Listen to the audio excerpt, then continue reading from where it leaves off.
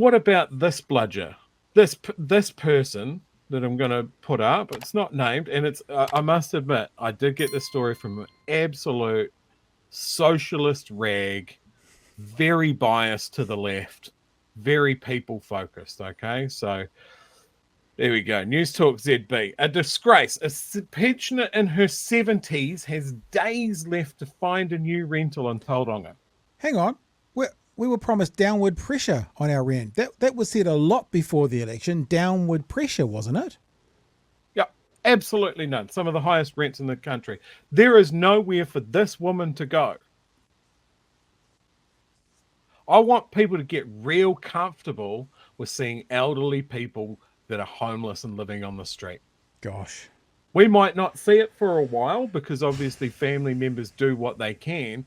This woman in this story, her personal situation is she's bouncing around the houses of her kids because they're all full-time workers and they can't look after her. So they're sharing the burden. That is not... What would that do to the mental health and the physical health of this woman? Yeah. At what point does she end up living in a caravan down the back of someone's section? At what point, as we head here in Dunedin, does she end up living in a tent on the side of a cricket pitch next to a motorway? And as we head in Dunedin, they die alone in a tent. Is that what we want? If I was to believe what I'm seeing on Facebook, if that's what I'm seeing in the replies to my comment on a Radio New Zealand story on Instagram, there's a big chunk of our population that is like, well, yeah, they should have worked harder, they should have saved better, or more to the point, they should never have had bad luck in the first place. Yeah. Don't have. I mean, it's your luck is your fault. They don't. Like, I'm 43, right? The first time I saw a homeless person, I was 18. You didn't see homeless people in Dunedin. You didn't see homeless people in Timaru. Now you do, like every major centre in New Zealand. Do people not see the problem? They walk past it every day. Yeah. And here we sit here, we go, we're a wealthy country. We're a developed country. You judge your country on how you treat the lesser of your citizens. We are found lacking. Yeah. And this government is like, that's A-okay. We've got budgets to keep. If you can't balance the books, and part of that balance is kids are fed, healthy, and learning, people are housed and healthy, then you are balancing the wrong books. Yeah. You work out what you need to do, and that is it. Make sure that kids are healthy, learning, fed, housed. That is the bottom fucking line as far as I'm concerned. And if you can't balance the books that way, you look at the people that don't have to worry about that month on month. Yeah. And you ask them to do a bit more. And I'm in that category. I don't have to worry about that. And if my share is a couple of extra bucks per month, I will gladly pay it. But there are people up the chain from me that will never have to worry about that. They could stop working. They could stop earning tomorrow. They're good until death. Those people should be pulling more weight. But they can't, or they won't, because their mates are in government and they've made contributions to make sure that they're never bothered with this shit. And they can just step over the body of someone sleeping in a doorway that has worked their entire life and shit just hasn't worked out for them. Fuck those people, and fuck people in the chat that are going, yeah, I voted for National, I voted for ACT, I voted for National First, and this is going exactly how I want it. My empathy for those people is diminishing by the day. It is also that idea of there, but for the grace of God go I. The people you're talking about don't have an issue and their parents are fine as well. I've recently had a mate, and it's actually been publicised on the news. You know Frank Ritchie, yeah? He's been on the show with us a couple of times before. He had, I don't know the whole details, people can actually look it up. They've done stories on this. His daughter had a significant health issue that couldn't get treated in New Zealand, so they fundraised $120,000. They got given $120,000 on the Give a Little, and they took her to Germany to get the treatment that she needed. Mm. And like I'm pretty much down with the New Zealand health system, and it's pretty good. But when you get to experience, and I haven't experienced, just watching Frank's story about the holes in it and the gaps in it, that's when you get empathy for what's not there. People of wealth, people of income, people of means, who maybe if their parents are still here, they might be quite comfortable in a retirement village. Maybe they've got their own house and they keep living. But it's once they experience, something that's not of their world, that's what brings empathy. That's why so many people whose parents or partners die of cancer, they say, in lieu of flowers, please donate X to such and such cancer society, because they experience it. And people who have means, people who are well off, people who are privileged, don't experience what we're talking about, so they have no empathy for it. Now, an empathetic person can not experience something and still have empathy for it, but there seems to be a sector of society, I'm not watching the chat, maybe some of them are in the chat, Joey, that choose to ignore or they're sociopaths that are incapable of empathy and think basically, if I'm okay, that's all that matters. And I just think if we can be anything in this show, Chewy, it's that we always want to be on the side of the weakest link, because we measure, like you just said, we measure ourselves by how we treat the least. And if the least are doing well, trickle down economics doesn't work.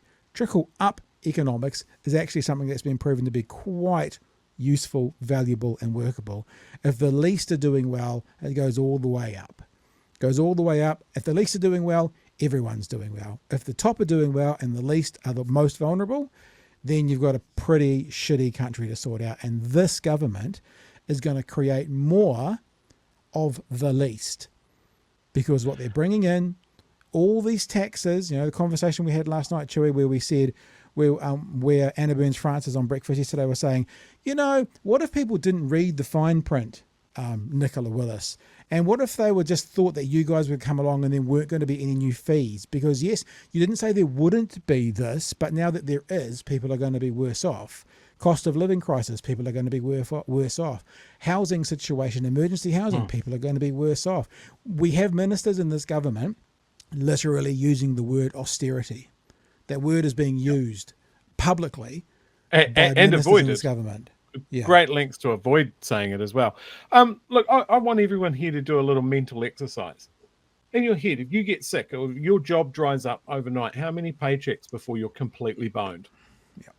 Absolutely boned. And when you get to that point of being absolutely boned, desperate, nowhere else to go, you're going to, you can't keep your mortgage payments, you can't keep your rent, you're out on the street, you're on, how long till you're completely fucked? Like, absolutely. And you know that this country nominally has a social safety net, right? How long until you are of the most need that you can get 4 days in emergency housing? How desperate are things for you at that point? Yeah. Maybe you have kids. I think for the majority of New Zealanders, we are not even talking months. Well, I mean, there was research done. I'm not sure if it was New Zealand as well, but it might have been in America, but it wouldn't surprise me if it was the same. That said most people can't get together $400 cash. Like most people don't have access to $400. When I'm talking about our elderly as well, in most New Zealand centres, councils and that used to do pensioner flats. Some of it was social welfare, but a lot of the councils did blocks of pensioner flats. Now a lot of them are having to divest from them because ratepayer groups don't see the fucking benefit. Why are my rates going towards providing social housing when they should be going towards collecting my bins every week? Those people that are just rates fundamentalists, they're not seeing the value of everyone putting something into the social fabric of the society that we live in. And look, someone's going, oh, Chewy never criticised Labour. Welcome. I assume this is your first show. Fucking oats it would be. And I'm assuming all the people who know us in the chat are going, show me you've never watched the show without showing me you've never watched the show. Every time, this is the cycle that we're trapped in. Okay, we have, and it doesn't matter where you start. You can start with the left government, you can start with the right government. The left government builds something. They go on a massive binge of building houses. And yeah, people go, oh, but Kiwi Build was a failure. It didn't do what it was supposed to do, and that is a failure on the Labour government. But what also happened under the Labour government was more houses being built in this country than ever before, short of the state housing boom post-World War II. Okay, and they had to do that because the national government fucking sold them off. There were less houses in New Zealand, and certainly I think it was a third less social housing in New Zealand than there was at the start of their term. Yeah. But we lose this, right? And we kind of get sick of Labour and we get sick of this left government, and it's time for a change. And then the change comes in and they start swinging a scythe at people that can't defend themselves. And they wreck and they roll back and they tear things down. And then eventually, hopefully in 3 years, we realize what a pack of fucking demons we've let in, and we vote them out. And then the left come in and they have to start building again. Wreckers and builders. I'm not a fan of the Labour Party. I think they squandered some of the biggest mandate that they've ever had. And we have criticised them multiple times on the show. But there is a difference between criticising them because they're doing something but not enough, and criticizing these guys in here for coming in with a wrecking ball, removing as much democratic process as they can to rush this evil shit through. And if you support it, that's fine. Just say it loud and proud. I don't give a fuck about anybody else, and I don't think anything bad will ever happen to me. Because that's what it comes down to.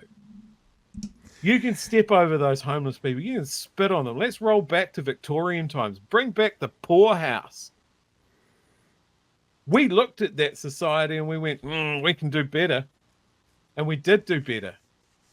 And we're better than where we are now.